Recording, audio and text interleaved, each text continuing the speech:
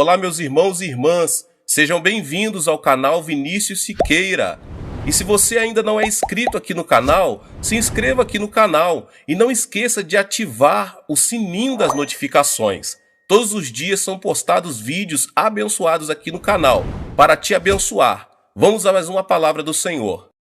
Em Romanos, no capítulo 4, nos versos 19 ao 22, diz assim: sem se enfraquecer na fé, reconheceu que o seu corpo estava sem vitalidade, pois já constava cerca de 100 anos de idade, e que também o ventre de Sara já estava sem vigor. Mesmo assim não duvidou, nem foi incrédulo em relação à promessa de Deus, mas foi fortalecido em sua fé e deu glória a Deus, estando plenamente convencido de que ele era poderoso para cumprir o que havia prometido. Em consequência, isso lhe foi creditado como justiça. Há um ditado espanhol que diz: se você perdeu dinheiro, perdeu algo grande. Se perdeu um amigo, perdeu algo maior. Mas se você perdeu a fé, perdeu tudo. O que significa isso, meus irmãos? Significa que a fé é a fonte de vida do homem. Aleluia! Deus disse: o justo viverá pela fé. Abacuque 2:4. Isso significa, meus irmãos, que a vontade de Deus é que vivamos pela fé. A fé nos ajuda a compreender que o mundo de Deus não está distante, está tão próximo de nós que podemos senti-lo na vida cotidiana. A felicidade que Deus nos oferece está na fé. A fé nos incentiva a projetar nossa vida limitada na direção do mundo ilimitado de Deus. Qual será o caminho para viver pela fé? Pensando em que cada pessoa tem nacionalidade própria e cultura próprias. Agora eu vou lhes falar as características mais comuns, meus irmãos, dos homens de fé. O primeiro ponto fundamental é que esses homens de fé, eles alimentam-se do pão dos céus. O homem de fé alimenta-se do pão dos céus. D.L. Moody, o famoso evangelista, disse: eu orava frequentemente a Deus, pedindo que ele me desse fé, e esperava que a fé caísse do céu. Entretanto, a fé não chegava para mim. Certo dia, meus olhos detiveram-se numa citação bíblica. A fé vem por se ouvir a mensagem, e a mensagem é ouvida mediante a palavra de Deus. Isso está em Romanos 10:17, uma passagem muito conhecida entre os irmãos. Não demorei em me dar conta de que, sem ler a Bíblia, era inútil pedir fé a Deus. A partir daquele momento, comecei a estudar a Bíblia e senti que a minha fé aumentava à medida que a palavra era implantada em meu coração. Como declara D.L. Moody, o fundamento de nossa fé é a palavra de Deus. Nossa fé alimenta-se do pão dos céus. Os grandes personagens de fé citados na Bíblia alimentaram-se também do pão dos céus. O mesmo aconteceu na vida de Abraão. As Escrituras esclarecem que Deus não o tomou por justo, por ser ele um homem justo de nascimento, nem por suas virtudes. Abraão foi um homem honesto. Em termos gerais, foi um bom homem. Entretanto, não deixou de vacilar e, quando parecia viver na quarta dimensão, permanecia na terceira. Quando parecia estar na terceira dimensão, estava na quarta. Apesar de tudo, Abraão creu em Deus ao ver as estrelas do céu, e Deus teve prazer na fé que encontrou nesse homem. O homem de fé toma a palavra de Deus como parâmetro de sua vida e vive de acordo com ela. A palavra de Deus é a matéria da fé. No Egito, Israel ganhava o pão de cada dia com o próprio esforço. E, quando os israelitas viviam da colheita, tiravam proveito do rio Nilo e plantavam sementes. Em poucas palavras, a vida do Egito era planejar, trabalhar e esforçar-se humanamente com o objetivo de ganhar o pão de cada dia. Apesar disso, ao saírem do Egito, sob a liderança de Moisés, não havia como viver pelo esforço humano. As características mostravam que não havia água, terra nem semente para plantar. Era um deserto desabitado. Por isso, os israelitas não tinham outra coisa a fazer senão simplesmente olhar para cima, olhar para o alto. Não podiam viver olhando para si mesmos ou para as circunstâncias. Não havia outra saída a não ser o céu, e a única coisa que se ouvia do céu era a palavra de Deus. A sobrevivência dependia da palavra de Deus e da fé que mostravam ter no poder divino. No Egito, Israel viveu pelas próprias forças e métodos, mas no deserto, aquele povo não podia viver senão pela palavra de Deus. Disse, porém, o Senhor a Moisés: Eu lhes farei chover pão do céu. O povo sairá e colherá diariamente a porção necessária para aquele dia. Com isso, os porei à prova, para ver se seguem ou não as minhas instruções. Isso está em Êxodo 16, 4. Jesus disse que o homem não viverá somente de pão, mas de toda palavra que procede da boca de Deus. No livro de João, no capítulo 1, no verso 1, diz: No princípio era o Verbo, e o Verbo estava com Deus, e o Verbo era Deus. Ou seja, viver pela palavra de Deus não é outra coisa senão viver por Deus.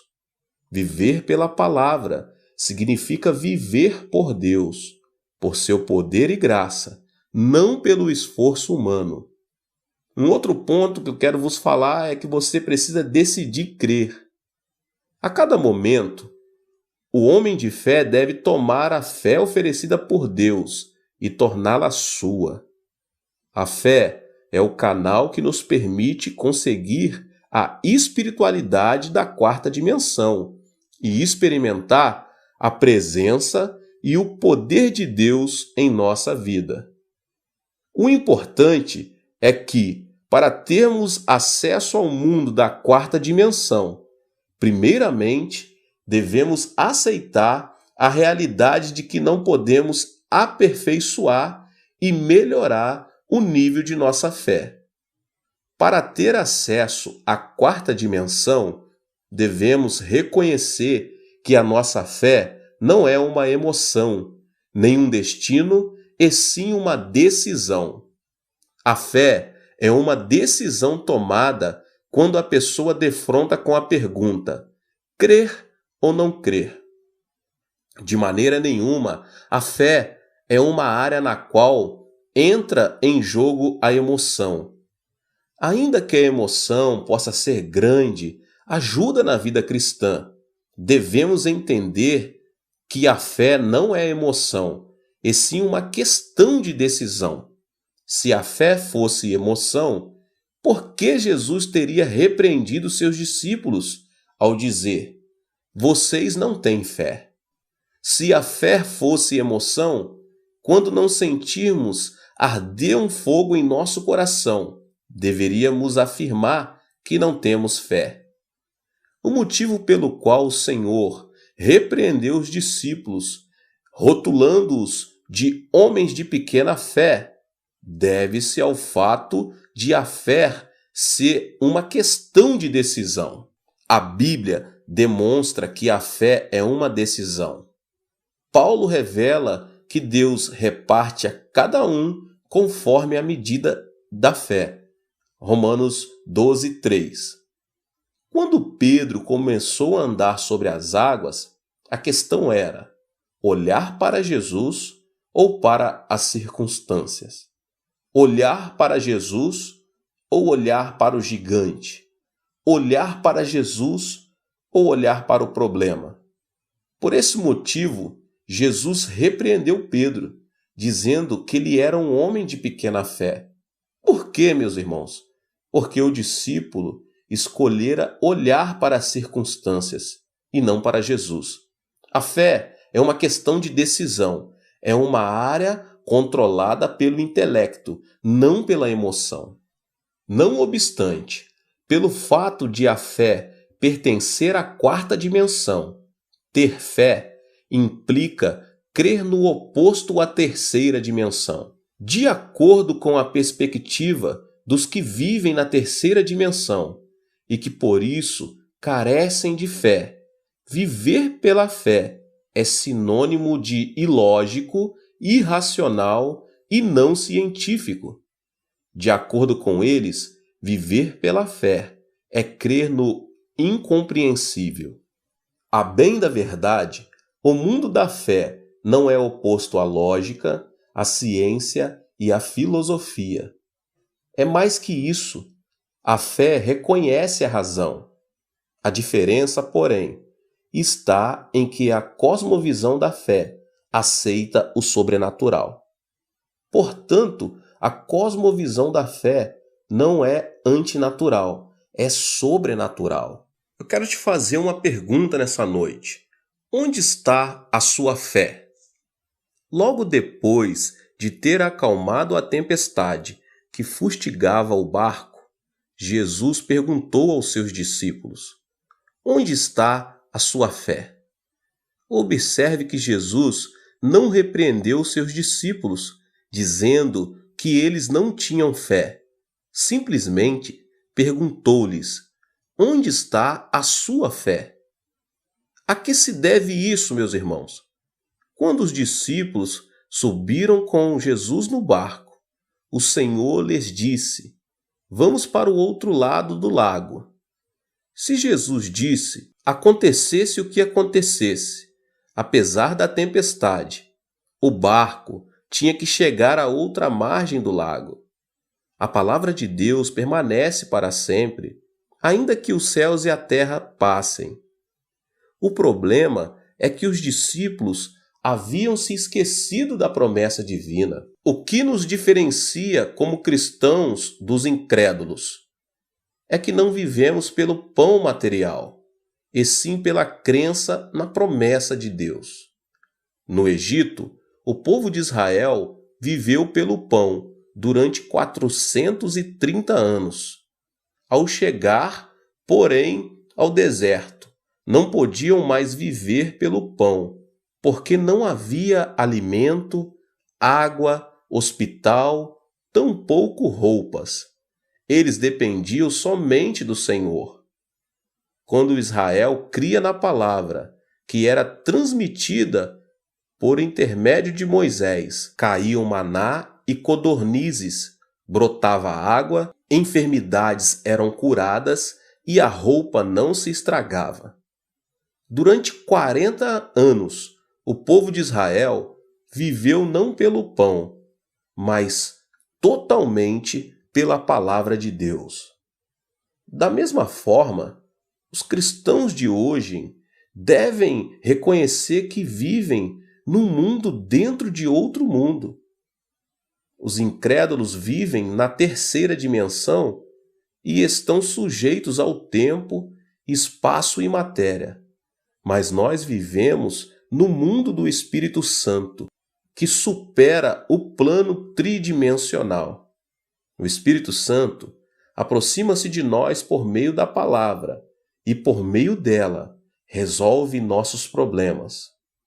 A Bíblia não é a palavra do mundo, tampouco é a palavra de um filósofo, de um cientista ou de um religioso. A Bíblia é a palavra de Deus que nos foi enviada do trono divino. Se lemos, ouvimos, conhecemos a palavra de Deus e servimos a Deus. Ela realiza milagres nesta vida desértica de hoje. É disso que trata a pergunta que Jesus fez aos seus discípulos. O vento ruidoso, as ondas gigantes e a água dentro do barco são coisas que podem acontecer na terceira dimensão. Entretanto, Deus deu força para subjugar a terceira dimensão por meio da palavra. Então, por que os discípulos não creram nela? Foi isso que o Senhor lhes perguntou. Instantaneamente, fez-se grande bonança no mar, tal como o salmista já revelara. Na sua aflição, clamaram ao Senhor, e ele os tirou da tribulação em que se encontravam. Reduziu a tempestade a uma brisa e serenou as ondas. Salmo 107, 28 e 29.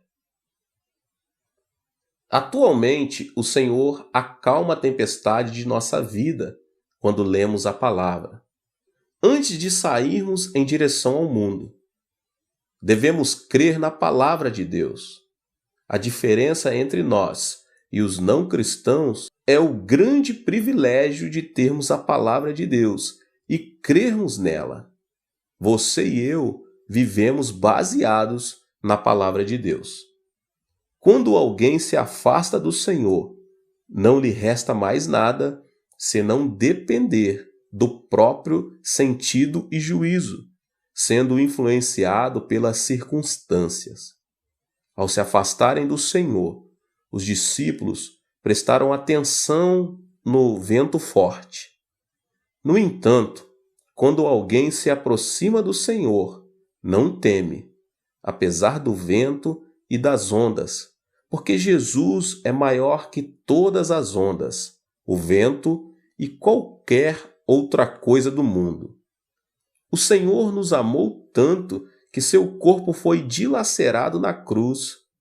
Ele derramou seu sangue para pagar o preço de nossos pecados. Assim, podemos crer que o Senhor nunca se apartará de nós. Certo dia, quando eu era menino e vivia no campo, o galinheiro pegou fogo e as galinhas morreram em consequência disso. Ao chegar mais perto, vi uma galinha morta, completamente queimada, mas a forma de suas asas me chamou muito a atenção. Quando levantei suas asas, notei que alguns pintinhos ainda estavam vivos. Ou seja, a galinha havia feito tudo possível para proteger seus filhotes das chamas, para que eles não perdessem a vida. Glória a Deus! Da mesma forma, Jesus carregou a cruz e derramou seu sangue para pagar o preço do pecado e nos salvar da morte eterna. Se crermos no Senhor, Ele passará a habitar em nós e jamais nos deixará. Se nos aproximarmos do Senhor por meio de sua palavra, Ele nunca nos abandonará. A pessoa que possui fé pode realizar coisas inimagináveis a um ser humano. Quando reflito sobre minha vida, sinto que ela tem sido como o salto de bungee jumping. Esse esporte consiste em subir em uma altura considerável e, depois de se amarrar a uma corda, saltar no ar. O bungee jumping não difere em nada do salto no vazio, mas quando se está para bater no chão, a corda reage de maneira que não ocorra nenhum acidente. A fé é conceber a palavra no coração, amarrar o corpo à corda da fé e dar o salto no vazio. Dar esse salto significa saltar no abismo. Quando vemos com os nossos olhos, causa-nos medo. Quando ouvimos a corrente das águas ao fundo, sentimos medo. O vento que sentimos na pele nos assusta. As circunstâncias advertem: perigo, perigo, perigo. É normal que as pessoas comuns não se aproximem da beira de um abismo, mas ainda tratem de se afastar dele. Ao contrário, os cristãos se aproximam da beira. Por quê, meus irmãos? Por saberem que a palavra invisível aos olhos os sustém. Estão conscientes de que, apesar de se atirarem ao vazio, a corda reagirá de maneira que não baterão no chão, mas no momento exato, ela os sustentará. Essa é a razão por que pratica o bungee jump pela fé. Sinceramente, não é que a fé nos sustenta com base em um princípio. Nossos olhos não veem, nossos ouvidos não ouvem, nossas mãos não apalpam evidência nenhuma. O caminho é escuro. Entretanto, podemos saltar no vazio, porque estamos amarrados à corda da palavra de Deus. Assim, sem iniciar uma aventura de fé, é impossível converter-se numa pessoa de fé. Meus irmãos, Davi era um homem de fé. Davi foi um homem ousado. Era jovem e apacentava as ovelhas de seu pai. Lutava contra leões e ursos. Como é possível, meus irmãos, um jovem de apenas 17 anos de idade lutar contra esses animais selvagens com tanta coragem? Se não fosse por acreditar que Deus estava com ele, isso não teria sido possível. Por outro lado, se tivesse lutado sem fé, apenas se arriscaria e, em vão, colocaria a vida em risco. Entretanto, como Davi tinha certeza de que Deus estava com ele, pôde vencer os leões e os ursos selvagens. Ao ser confrontado por Saul, Davi disse-lhe: teu servo toma conta das ovelhas de seu pai. Quando aparece um leão ou um urso e leva uma ovelha do rebanho, eu vou atrás dele, dou-lhe golpes e livro a ovelha de sua boca. Quando se vira contra mim, eu pego pela juba e lhe dou golpes até matá-lo. 1 Samuel 17, 34, 35. A luta contra Golias tampouco deixou de ser uma ousadia. O rei Saul já havia se acovardado e todo o povo de Israel, que até aquele momento cantava vitória, estava atemorizado. Foi quando apareceu um jovem chamado Davi. Lutar contra Golias, principalmente quando os experientes em guerra haviam desistido, era sem dúvida uma aventura muito perigosa. Davi mesmo pensava que não tinha nada para oferecer. Sua estatura, seu peso, sua experiência em guerra, tudo sinalizava de que não havia motivo para se confiar nele. Entretanto, a razão por que Davi pôde se lançar no vazio foi a condição de que Deus estava com ele. Por trás da cena estava Saul, que cria em Deus, mas não se atrevia a se arriscar. Tampouco os guerreiros de Israel. Assim, nada acontecia. É preciso uma fé que supere as circunstâncias para podermos ver a obra de Deus. Ao praticar o bungee jump da fé, Davi disse: teu servo pôde matar um leão e um urso. Esse filisteu incircunciso será como um deles, pois desafiou os exércitos do Deus vivo. 1 Samuel 17, 36. Quando Golias o menosprezou, Davi, porém, disse ao filisteu: você vem contra mim com espada, com lança e com dardos, mas eu vou contra você em nome do Senhor dos Exércitos, o Deus dos exércitos de Israel, a quem você desafiou. 1 Samuel 17:45. Davi nunca havia visto Deus. Tal como nos acontece, Davi também não sabia se Deus existia ou não. Não havia uma forma de vê-lo, de ouvi-lo ou de tocá-lo. Entretanto, Davi decidiu crer, porque creu na promessa divina. Que promessa? A promessa da circuncisão. Deus dera a Israel a circuncisão como sinal de que estaria sempre com esse povo. Entretanto, temos uma promessa maior que a circuncisão. É a promessa firmada graças ao sangue da cruz de Jesus Cristo. O cristão é aquele que crê na promessa da cruz de Jesus Cristo. Deus está com as pessoas que creem e confiam no sangue de Jesus. Se Davi, que cria na promessa da circuncisão, atreveu-se a arriscar pela fé, quanto mais nós, que temos a promessa do sangue de Jesus. Devemos nos lembrar de que, se nos negarmos a assumir o risco, da mesma forma, Deus não atuará em nosso favor. Pedro também é um homem de fé.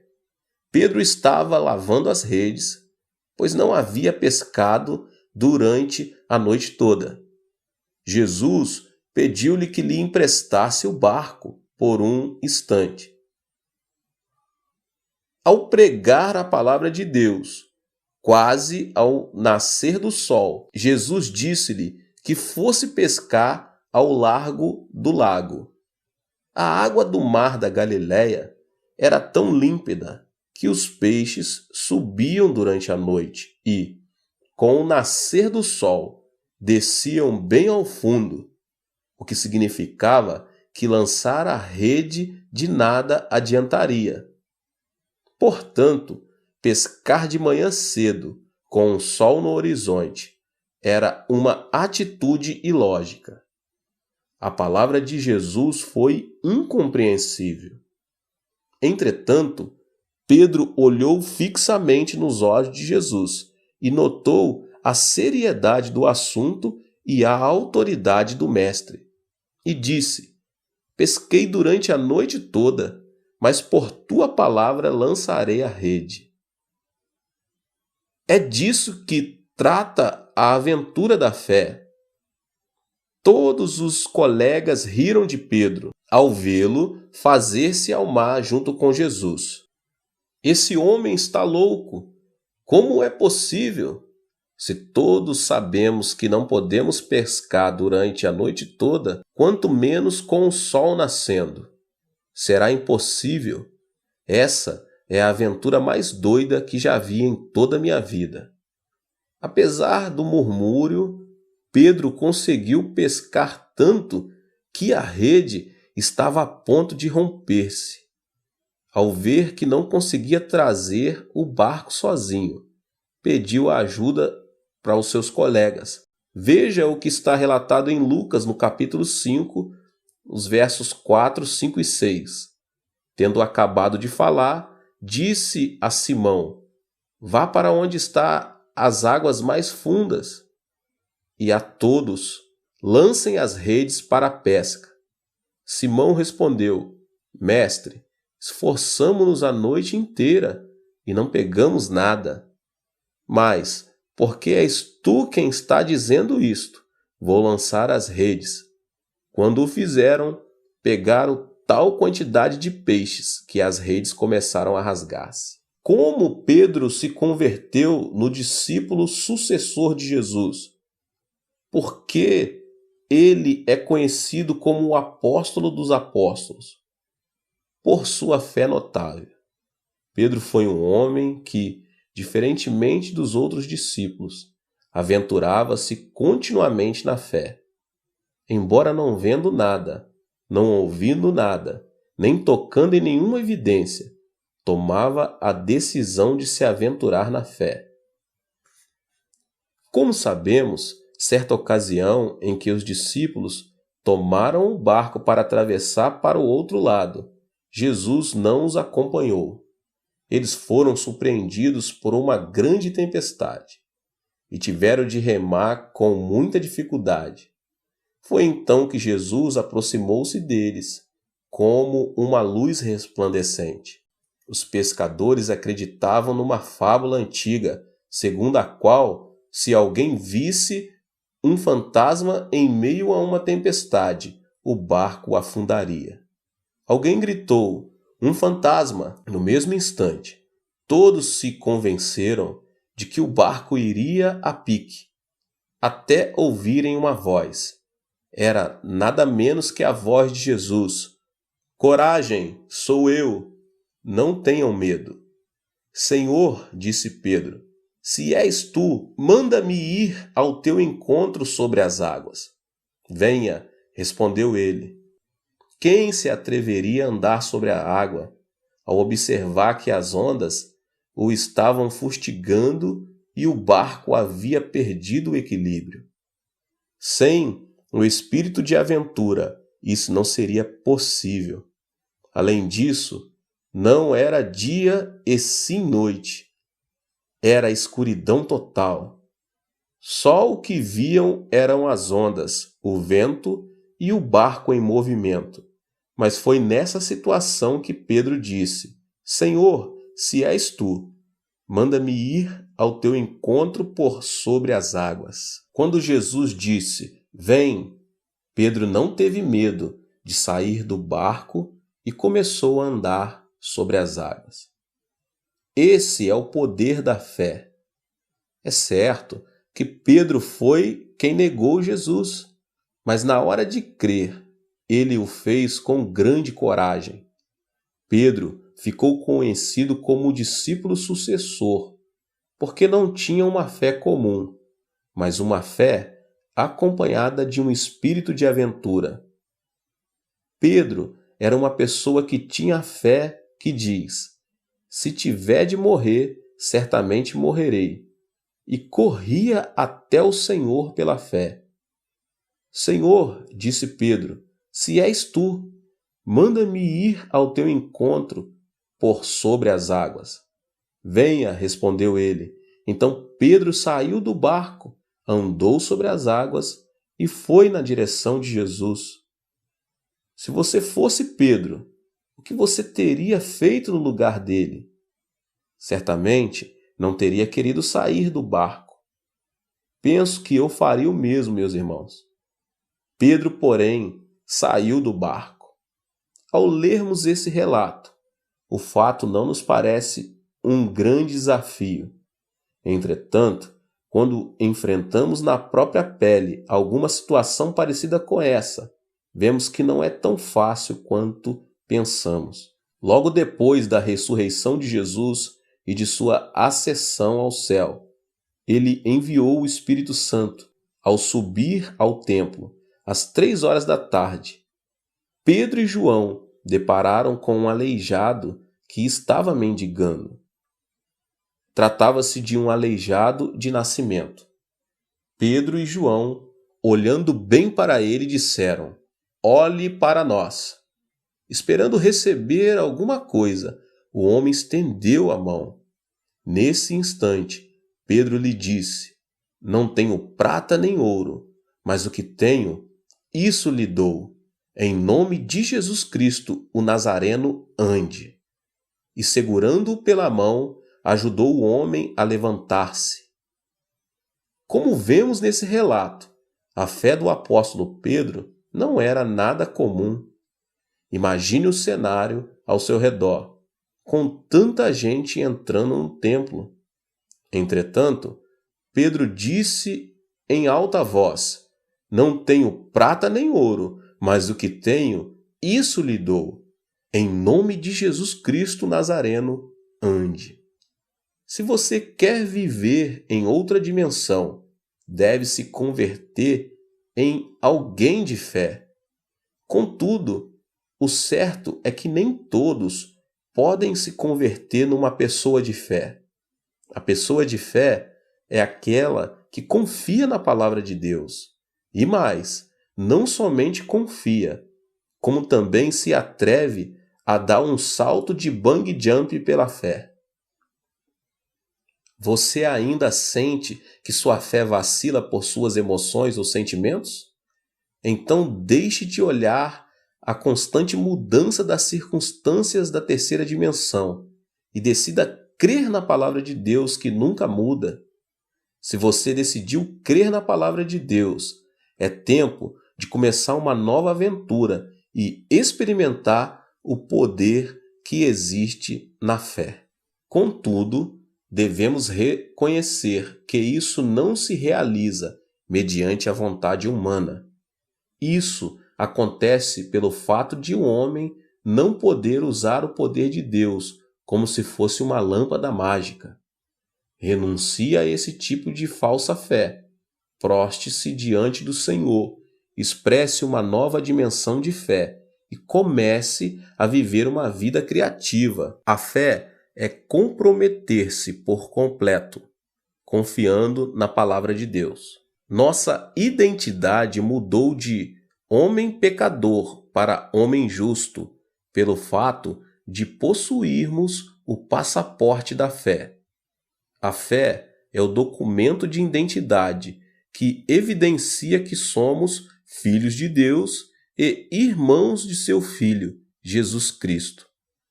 A Bíblia diz que todos os que têm essa identidade são justos e lhes é prometida uma bênção inimaginável.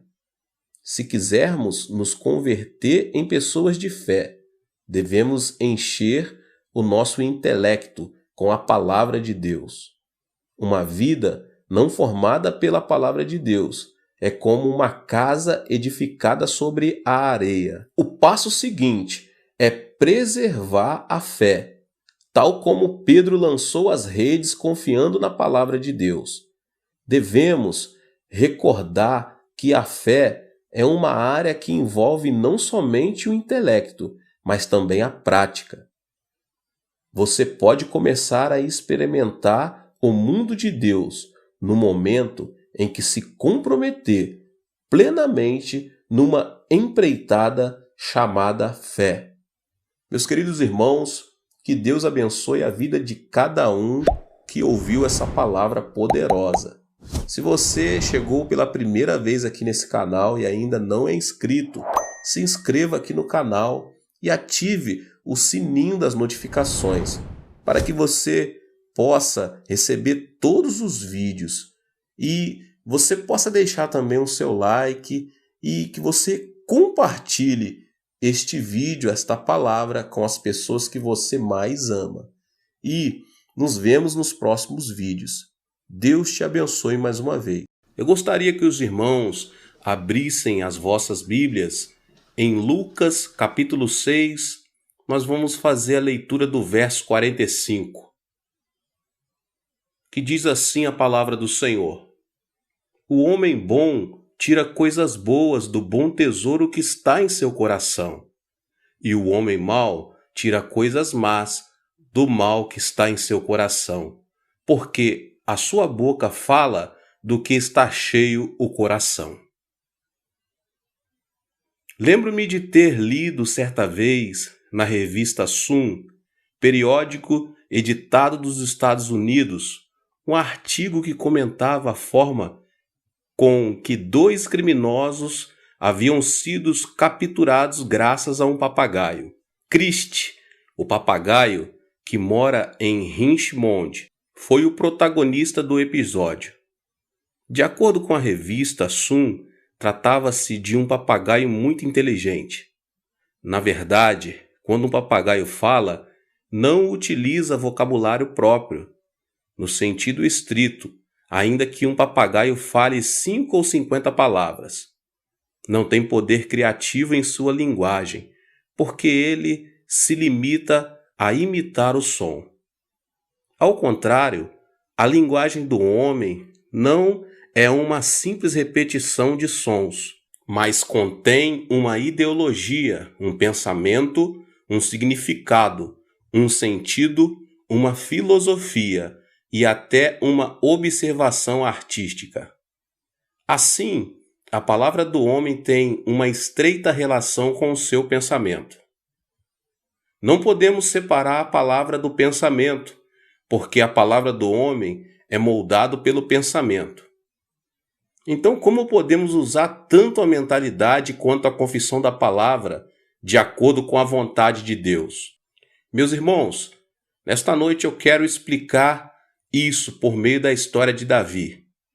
Davi fez uso de seu pensamento e de sua palavra de acordo com a orientação divina e, consequentemente, teve uma vida de sucesso. Agora, a pergunta é: como fazer uso das palavras do pensamento da quarta dimensão? Eu quero ler uma passagem com os irmãos em 1 Samuel, no capítulo 17, os versos 34 e 35, que diz assim: Davi, entretanto, disse a Saul: Teu servo toma conta das ovelhas de seu pai.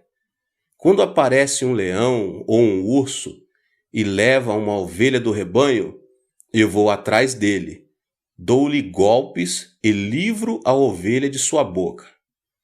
Quando se vira contra mim, eu o pego pela juba e lhe dou golpes até matá-lo.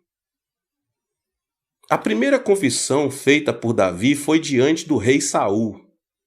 Quando lemos essa passagem, não podemos deixar de indagar: como é possível que Davi fosse tão valente? Ele era apenas um jovem de menos de 20 anos, meus irmãos. E como era possível que, sem medo, ele estivesse atacado leões e ursos, arrancando-lhes os pelos e golpeando até matá-los? Como isso seria possível? A resposta será fácil, se compreendermos que não é pela arma que temos em mão que a luta se define, e sim pela nossa mente. Se vencermos na luta travada em nossa mente, venceremos na luta real. Se, porém, perdermos a luta travada em nossa mente, perderemos na luta real. Pense em Davi, que se mostrou determinado a pensar como Deus. Ele era um pastor de ovelhas, meus irmãos. Não havia recebido uma educação formal. De qualquer modo, era alguém que adorava e servia o Senhor desde menino, e tinha o costume de meditar em Deus. Sobre todas as palavras, Davi levou muito a sério o versículo que diz: dominem sobre todos os animais. Gênesis 1, 28. O texto mostra que Deus é o Deus criador do universo. Com certeza, era baseado nessa passagem que Davi imaginava como mataria os animais selvagens, esquecendo-se de sua condição física e de sua idade. Em outras palavras, meus irmãos, ele empregava a técnica de disciplina mental. Assim, a imagem própria de Davi deixou de ser a de um jovem pastor de ovelhas e passou a ser de um guerreiro experimentado. É por isso que sempre que vinham leões e ursos para capturar suas ovelhas, Davi levantava-se e lutava contra eles até matá-los. A chave do sucesso de Davi foi que ele conquistou a vitória na luta travada em sua mente. É provável que, pela fé, ele pensasse: quando Deus fez o homem, deu-lhe o poder de dominar a terra e tudo que nela existe. Portanto, eu tenho o poder de vencer esses animais ferozes. Davi já havia vencido os leões e os ursos em sua imaginação. Por isso podia atacar esses animais com coragem. Se Davi tivesse pensado: não posso, isso não vai acontecer, é impossível, e tivesse se deixado levar pela ansiedade e pelo temor, os animais selvagens não teriam fugido, e mais, eles o teriam devorado. No entanto, Davi já havia vencido a batalha na mente, e assim pôde vencer também na luta real. Da mesma forma, a vitória e o fracasso de nossa vida dependem de nossa atitude mental. Agora eu quero falar com os irmãos as palavras que promovem o pensamento da quarta dimensão. O texto está em 1 Samuel, capítulo 17, versos 46 e 47. Olha só o que Davi diz. Hoje mesmo o Senhor o entregará nas minhas mãos. Eu o matarei e cortarei a sua cabeça. Hoje mesmo darei os cadáveres do exército filisteu, às aves dos céus e aos animais selvagens, e toda a terra saberá que há Deus em Israel. Todos os que estão aqui saberão que não é por espada ou por lança que o Senhor concede vitória, pois a batalha é do Senhor, e ele entregará todos vocês em nossas mãos. A segunda confissão foi feita por Davi diante de Golias. A confissão de fé demonstra quanto Davi era valente, a tal ponto que suas palavras parecem ser um golpe dado diretamente na face de Golias, antes mesmo de a luta começar. Quando Golias desafiou o exército de Israel e o rei Saul, maldizendo Deus, todos ficaram quietos e com um sentimento de fracasso e derrota. Entretanto, com ousadia, Davi afirmou: Eu vou lutar contra você. Matei leões e ursos ao cuidar do rebanho de meu pai. O mesmo vai acontecer com esse Golias. Que tal fazermos uma comparação objetiva entre Davi e Golias? Golias era um homem de quase 3 metros de altura, e sua armadura de guerra pesava 60 quilos. Se sua armadura pesava tanto assim, podemos imaginar como aquele homem era grande. O povo de Israel estava atemorizado por ouvir a voz ameaçadora do gigante durante 40 dias no vale de Elá. Eles já estavam mentalmente vencidos na batalha contra Golias. Davi era diferente. Ele tinha apenas 17 anos de idade e não tinha praticamente nenhuma experiência de guerra. Além disso, não se comparava fisicamente a Golias. Aquela parecia uma batalha já definida. Entretanto, meus irmãos, Davi pensava de outra maneira. Como esse filisteu pagão e incircunciso atreve-se a desafiar o exército do Deus vivo e seu povo? Deus está conosco. Por isso, esse gigante não significa nada para nós. Não importa sua altura e seu peso. Davi não pensou em outra coisa a não ser na vitória que Deus lhe haveria de conceder, meus irmãos. Pela mente humana, via-se a advertência que seria inútil atacar Golias, mas Davi, que havia concebido a mente divina, pensava diferente. A mente de Deus fez que a imagem de Davi fosse completamente transformada, e ele se tornou um guerreiro de Deus. Ele já não era um jovem pastor de ovelhas que via com os olhos da terceira dimensão. A quarta dimensão da mente de Deus fizera que ele concebesse uma alta imagem diferente. Ele passou a ser um guerreiro de Deus, capaz de determinar a vitória e a derrota na batalha. Na esfera mental, Davi era um guerreiro mais forte que Golias e um homem de estrutura maior de que a daquele filisteu. Ele pensava como um gigante, portanto sua boca proclamava palavras de um gigante. As palavras da quarta dimensão que Davi proclamou acorrentaram todas as condições da terceira dimensão que prognosticavam a clara vitória de Golias sobre ele. As condições da terceira dimensão começaram a ser governadas pelo poder da confissão da palavra da quarta dimensão. A palavra de Deus declara: como falastes aos meus ouvidos, assim farei a vós outros. Números 14, 28. E as palavras convictas de Davi fizeram que a vitória se revertesse. Assim, a batalha não foi um medir de forças, mas o uso da fonte invisível do poder da quarta dimensão, mediante o pensamento, a fé e a confissão da palavra. Agora é preciso comparar Davi a outro personagem, o rei Saul. Saul foi um homem ungido para governar Israel. Foi um dos líderes mais eminentes de sua época. Entretanto, ele pensou que Davi não poderia enfrentar Golias. Veja, essa ideia de sair para lutar contra Golias é absurda. Ele é um general que nunca perdeu uma batalha em sua vida. E você é um jovem de apenas 17 anos. Isso é impossível. E quis fazer arrefecer o ânimo de Davi. A maneira que Saul pensava não provinha de Deus. Ao contrário, fundamentava-se na sua experiência. Ele era um rei, mas com base em suas experiências passadas, sua mente estava tomada de fracassos. Apesar de se tratar do rei de Israel, a nação escolhida, ele se mostrava ansioso e temeroso, esperando ser derrotado e escravizado pelos filisteus. Entretanto, Davi pensava que Golias não seria nada mais do que um leão ou um urso morto. Passou a olhar para Golias do ponto de vista divino e assim viu nele um leão ou um urso entre os vários animais que havia matado. Saul pensava que seria derrotado, enquanto Davi pensava que venceria o inimigo. Por essa razão, Davi e Saul pensavam de maneiras totalmente diferentes, mesmo servindo ao mesmo Deus. Davi tinha um pensamento de Deus e sabia como administrar sua vida conforme esse poder. Sabia como viver com o poder de Deus e não com as próprias forças.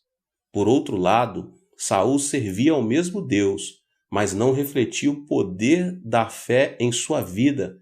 Confiava na sua própria força, no próprio poder e na própria experiência. Trocando em miúdo, meus irmãos, os pensamentos de Saul eram pensamentos da terceira dimensão, enquanto os pensamentos de Davi eram da quarta dimensão. Se perdermos a batalha no campo da mente, também a perderemos no campo real. Assim é preciso primeiro assumir o controle dos pensamentos. Se perdermos na mente, perderemos na realidade. Em comparação a Saul e Golias, Davi estava numa situação de inferioridade. Ele se parecia com as pedras que havia escolhido para atirar, não tinha nenhum valor. No entanto, a razão por que Davi foi usado por Deus foi ele ter maior grandeza de pensamento. A segunda confissão demonstra claramente que a grandeza do pensamento de Davi superava a de Golias. A grandeza do pensamento. Este foi o segredo para que Davi se destacasse e vivesse uma vida muito especial. As duas confissões de Davi, relatadas no capítulo 17 de 1 Samuel que lemos, revelam como podemos conseguir a linguagem da quarta dimensão. Esta provém do pensamento da quarta dimensão. Com base na história de Davi, meus irmãos, nós aprendemos que a maneira de pensar é fundamental para que nossa vida seja elevada. Para começar, precisamos de uma base que nos permita fazer uso dos pensamentos e da linguagem da quarta dimensão em nossa vida diária. Da mesma forma que, para sermos salvos, necessitamos crer e aceitar Jesus como nosso Salvador, é preciso preencher alguns requisitos básicos para pensar e falar na quarta dimensão. Isso é importante, porque forma nossa autoimagem espiritual. Os 3 passos que apresento agora servirão de filtro e desfarão todos os elementos negativos que estão em nosso pensamento e em nossa linguagem. O primeiro passo é o arrependimento. A maioria das pessoas sabe que o pensamento positivo e a linguagem positiva resultam em benefícios. De fato, ouvem-se muitos discursos e pregações em que se enfatiza a necessidade de pensar e falar positivamente. O estranho, entretanto, é que as pessoas não pensam nem falam de forma positiva, mas deixam-se invadir por pensamentos e palavras negativas. Como consequência disso, caem num poço de frustração e ansiedade. A Bíblia explica por que o homem, mesmo sabendo que o pensamento e a linguagem positiva são bons, mas não os põe em prática. Primeiro, o homem tem a tendência de pensar e falar negativamente. Deus não criou o homem dessa maneira. O homem foi criado segundo a imagem de Deus. Por conseguinte, ele deveria pensar e falar positiva, ativa e criativamente. Depois da queda de Adão, porém, a maneira de pensar e a linguagem foram corrompidas, tornando-se negativas. É por isso que as pessoas se acostumam ao pensar e à linguagem negativos e os consideram algo natural. Em segundo lugar, após a queda de Adão, as circunstâncias também foram corrompidas e, consequentemente, meus irmãos, o mundo passou a viver em meio à ansiedade, ao temor, à ânsia e à preocupação. O mundo decaído está cheio de coisas negativas. O que é negativo nos contagia especialmente pelos meios de comunicação em massa, pela TV, pelo cinema e pela publicidade. As notícias são negativas e transmitem uma mensagem que se resume em todos morrerão. Vivemos numa era em que as informações e o conhecimento que o mundo nos oferece nos causam temor. Resumindo, o DNA do pensamento do homem foi corrompido por causa do pecado. Além disso, o homem está exposto a circunstâncias negativas e é por isso que ele vive encerrado numa jaula de pensamentos negativos. As palavras provenientes de uma mentalidade negativa têm um poder destrutivo extraordinário e acabam destruindo relações pessoais e prejudicando as pessoas ao nosso redor. Não devemos dar lugar a pensamentos negativos, muito menos pronunciar palavras negativas. Da mesma forma, as palavras positivas são importantes, já influenciam não apenas a nossa vida, como também nosso futuro. É preciso envidar esforços para pensar e falar positivamente e corrigir o pensamento humano corrompido. Devemos nos esforçar para isso. É preciso tomar posse do direito que temos de pensar positivamente. Como podemos nos apossar desse direito? Por meio do arrependimento, é o primeiro passo. Adão e Eva foram expulsos do jardim do Éden. Assim, por mais que tivessem pensado positivamente, não poderiam mudar a circunstância e o seu destino, a menos que se arrependessem, recebessem o perdão de seus pecados e fossem aceitos por Deus. Primeiramente, devemos estar em paz com Deus para que o Espírito Santo opere positivamente sobre nossos pensamentos. É por isso que a primeira mensagem de Jesus foi: o reino de Deus está próximo. Arrependam-se e creiam nas boas novas. Marcos 1,15. Jesus disse que a primeira condição para a entrada no mundo do pensamento positivo é o primeiro passo, é o arrependimento. É preciso que nos aproximemos de Deus, arrependidos de nossos pecados. E o que é arrependimento, meus irmãos? A palavra grega metanoia não somente implica mudança de direção e abandono do pecado, mas também resulta numa mudança total, que inclui pensamentos e emoções. Em poucas palavras, arrependimento é mudança de coração. Ou seja, arrepender-se é confessar e pedir perdão pelo egoísmo, pelos maus desejos do corpo, pela cobiça dos olhos e pela arrogância da vida. Arrepender-se é abandonar os pensamentos pecaminosos, renunciar ao pecado e voltar a considerar Deus como o centro da vida. Em outras palavras, arrepender-se é inclinar a balança do egoísmo para o teocentrismo. Rigorosamente falando, por mais que você passe anos congregando numa igreja, se vive uma vida egocêntrica conforme sua mesquenharia e seu pensamento pecaminoso, você não terá experimentado um arrependimento genuíno. O arrependimento implica não somente mudança do pensamento do coração, como também abandono do pecado, renúncia ao egocentrismo e volta para Deus. Um arrependimento sem obras para nada serve. É por meio de um genuíno arrependimento que adquirimos o direito de pensar positivamente. Por mais que alguém pense e fale positivamente, se não se arrepender, encontra-se em inimizade com Deus e, assim, não pode contar com a ajuda divina na operação de milagres positivos. É preciso, meus irmãos, arrepender-se de todo o coração e fazer que Deus ocupe o centro da vida. E o segundo passo é identidade. Uma vez que tenha sido transformado a essência do pensamento corrompido e sua vida tenha se tornado teocêntrica, com o objetivo de pensar e falar positivamente, você deve ter uma clara identidade de que é um santo filho de Deus. Que pai daria uma pedra a um filho que pede pão?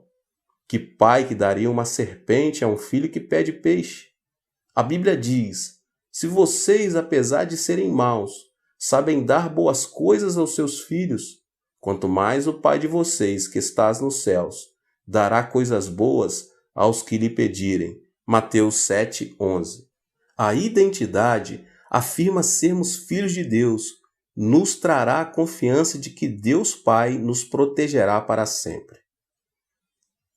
Há muito tempo vi no jornal uma foto que me chamou a atenção e não pude deixar de rir. Na época, Kennedy era o presidente dos Estados Unidos. A foto mostrava como Kennedy se reunia com os ministros de cada secretaria. Obviamente, a reunião era de caráter sério e confidencial. Além disso, os que ali estavam reunidos discutiam tema de caráter mundial, não de caráter nacional. No entanto, ao observar com mais atenção, notei que a câmera havia captado o momento em que o filho do presidente, John Jr., debaixo da mesa puxava as calças de seu pai. Se aquele menino fosse um estranho, com certeza teria sido demitido pelo pessoal da segurança. Quem se atreveria a puxar as calças do presidente de uma nação no momento em que discutia um assunto histórico de suma importância?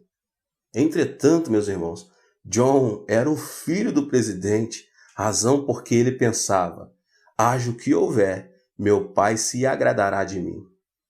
O mesmo acontece conosco. Todo aquele que recebe Jesus Cristo converte-se em um filho de Deus. A partir daí, como filho de Deus, podemos viver com ousadia e coragem neste mundo. Quando tivermos a certeza de que somos filhos, poderemos viver pensando que tudo nos sairá bem. Quem confessa que Deus, Senhor dos céus e da terra, é seu Pai, pode pensar positivamente, por saber que Ele proporcionará coisas boas para a sua vida. E o terceiro passo, a cruz de Cristo. Para viver positivamente, é preciso ter um fundamento justo. A vida cristã não consiste simplesmente em confessar, eu creio. Mesmo confessando a sua fé, os filhos devem ter alguma razão para recorrer a seus pais. Um pai não entrega $10 pelo fato de o filho pedir: pai, me dê $10. Deve haver uma razão para que o pai satisfaça o pedido do filho. Se, porém, o filho lhe disser: papai, o Senhor disse que me daria $10. Assim, estou esperando que cumpra sua promessa. Com certeza o pai não terá outra saída senão entregar o dinheiro ao filho. Precisamos nos apegar à redenção da cruz de Jesus Cristo, que é o nosso fundamento legal. Pelo fato de termos pecado, todos merecemos ser abandonados. Mesmo assim, podemos nos aproximar de Deus com intrepidez, porque Jesus Cristo pagou o preço do pecado na cruz do Calvário, quando ali seu corpo foi ferido. É por isso que podemos orar e crer de maneira positiva. Se o Senhor não tivesse pregado na cruz, não haveria razão para que Deus nos perdoasse, apesar de nossos pedidos de perdão. No entanto, temos garantido o fundamento por meio do qual podemos pedir o perdão de nossos pecados e assim pensar positivamente. Para pensar e falar na quarta dimensão, primeiramente você deve se arrepender e deixar que Deus ocupe o centro da sua vida. Em segundo lugar, deve se apossar da identidade de filho de Deus. Por último, você deve confessar a Deus, firmando-se no fundamento que se encontra na redenção da cruz de Jesus Cristo. Quando você fizer dessas três condições a base do seu pensamento e da sua linguagem, estará preparado para poder tomar a atitude de viver a experiência. Como foi dito anteriormente a vocês, a atitude mental e a linguagem estão estreitamente ligadas uma à outra, de modo que, para se usar uma linguagem positiva, ativa e criativa, deve haver uma transformação na maneira de pensar, em busca de se alcançar o pensamento divino. Para transformar nosso pensamento e linguagem no pensamento e na linguagem de Deus, meus irmãos, devemos moldar nossa vida com a oração e a palavra de Deus, até chegarmos ao nível de proclamar a palavra rema da quarta dimensão. Por meio da oração, podemos semear em nosso coração o pensamento positivo. É necessário, porém, orar intensamente. Há quem argumente que a oração não consiste em quantidade, e sim em qualidade. Entretanto, isso não está correto. A oração permite que mantenhamos uma relação mais profunda e estreita com Deus. Alguns oram durante 15 ou 30 minutos, outros oram durante 1 hora. Há aqueles que dedicam mais de 1 hora diária à oração. Podemos fazer uma analogia entre o tempo que alguém dedica à oração e a visão que o profeta Ezequiel teve do rio no templo, em Ezequiel 47. Para os que oram durante 10 minutos por dia, a oração é como a água que chegou ao tornozelo do profeta. Como a graça do Espírito Santo na altura do tornozelo apenas, não se pode vencer o mundo pela fé. Para os que oram durante 30 minutos por dia, a oração é como a água que na visão chegou ao joelho do profeta. Em comparação com a água que chegou ao tornozelo, esse ponto é mais alto. Mesmo assim, meus irmãos, para aquele que se dedica a esse tempo de oração, é extremamente difícil alcançar o êxito na vida. Para os que oram durante 1 hora diariamente, a oração é como a água que chegou à cintura do profeta Ezequiel. Pode-se dizer que esses se encontram ligados ao poder de Deus. Contudo, os que oram mais de 1 hora diária nadam no rio da graça do Espírito Santo. Se você mergulha nesse rio, vive pelo poder do Espírito Santo. Assim, devemos orar, no mínimo, mais de 1 hora todos os dias. Obviamente, meus irmãos, orar é como trabalhar arduamente, o que não é nada fácil. Além do mais, isso não só implica esforço físico, como também gera um ataque espiritual. O que o diabo mais odeia são as orações dos santos. Por isso ele tenta reduzir o tempo dedicado à oração, pondo diante deles as mais diversas desculpas. Só existe uma forma de enfrentar Satanás, meus irmãos. Orar mais de 1 hora por dia. Determine e pratique. Ore pedindo que você vença o diabo pelo poder de Deus. Desse modo, você experimentará o mundo espiritual da quarta dimensão. Começará a ver as coisas sob o ponto de vista de Deus, de forma clara, concisa e limpa, e começará a viver pelo poder de Deus. Todo aquele que não vive de acordo com sua fé não passa de pó, por mais que tenha toda a autoridade, poder e glória. Quem não vive edificando justiça em seu coração vive na ilusão. Quem perdeu a justiça não passa de pó, ainda que tenha muitas riquezas. Em segundo lugar, meus irmãos, devemos semear a palavra de Deus no solo dos nossos pensamentos. A maneira mais eficaz de semear a semente do pensamento de Deus em nosso coração é semear a palavra de Deus em nosso pensamento. De Gênesis a Apocalipse, a Bíblia apresenta o pensamento de Deus. Se vestirmos a armadura do pensamento de Deus, poderemos conseguir coisas que jamais imaginaríamos conseguir com a força humana. Se você pedir ao Senhor que lhe dê uma palavra e o Senhor a conceder, milagres ocorrerão.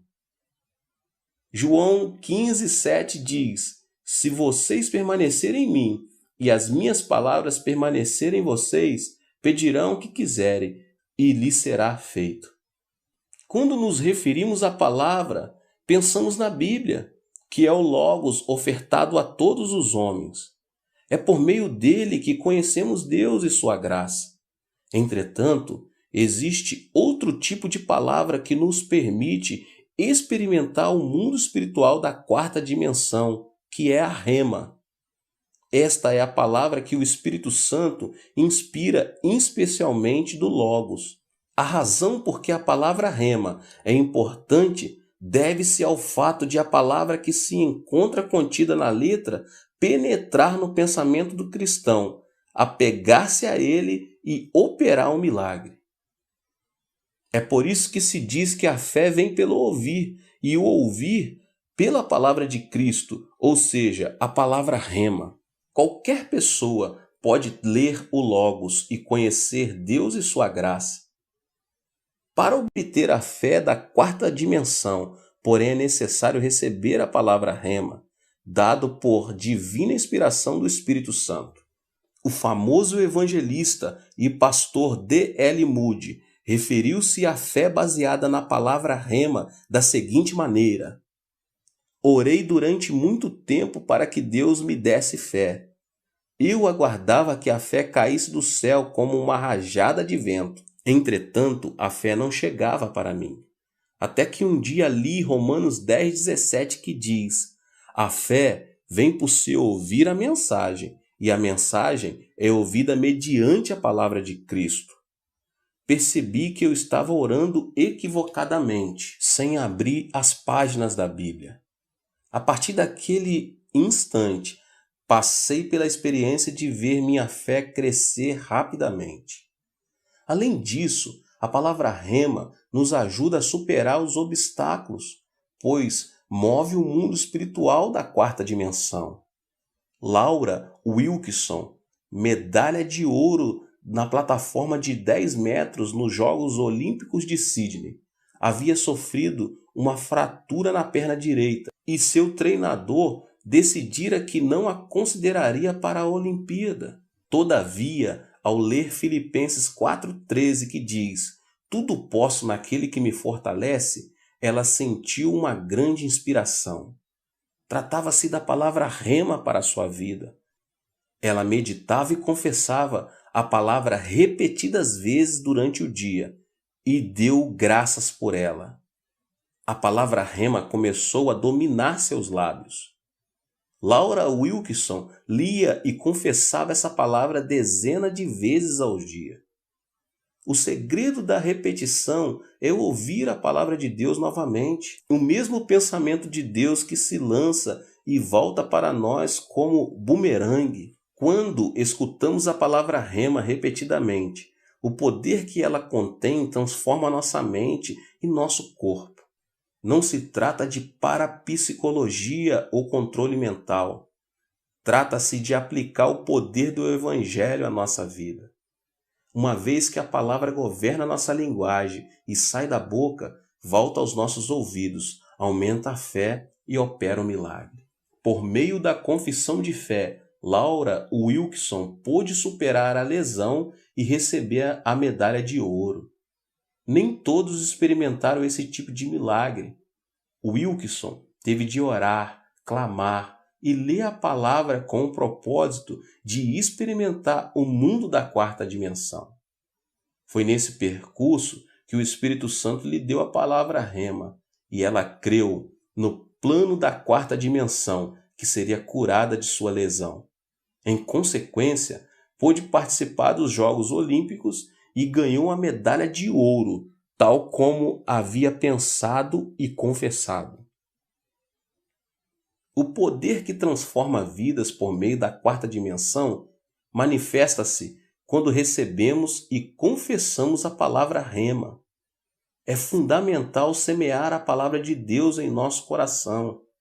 A palavra ganha novamente vida quando nós aceitamos a palavra de Deus com a palavra rema em nossa mente. A palavra opera ativamente em nossa mente e dessa maneira governa a nossa vida. A confissão tem influência positiva sobre nosso futuro e nos guia para uma vida de bênção. A boca fala do que o homem guarda em seu coração. Tanto é assim que quando ouvimos uma pessoa falar, podemos prever como será sua vida no futuro. Isso se deve ao fato de a vida depender da maneira de pensar e de a boca ser o reflexo do que se guarda no coração. Acima de tudo, o cristão deve crer que Jesus Cristo é o dono de seus pensamentos e permitir que seus pensamentos e linguagem permaneçam debaixo da influência do Senhor.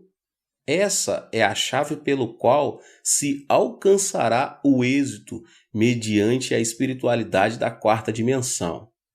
É preciso desenvolver uma linguagem da quarta dimensão por meio do pensamento.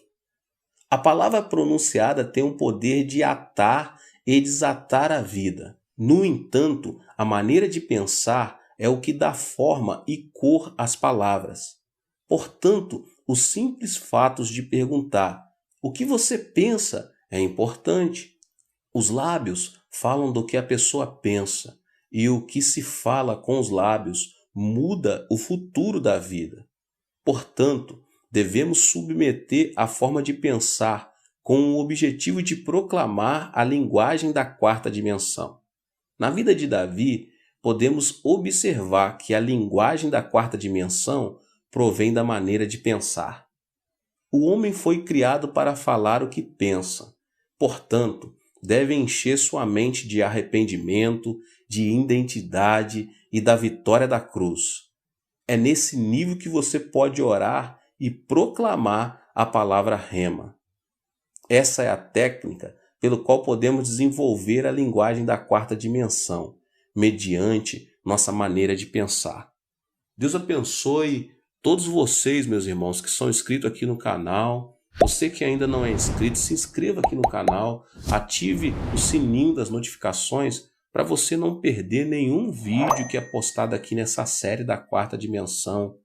Deixe também o seu like e não esqueça, meus irmãos, de compartilhar com as pessoas que vocês mais amam, que nós amamos, né? Nós queremos bem, queremos que recebam também a palavra do Senhor. Nos vemos no próximo vídeo. Deus abençoe grande.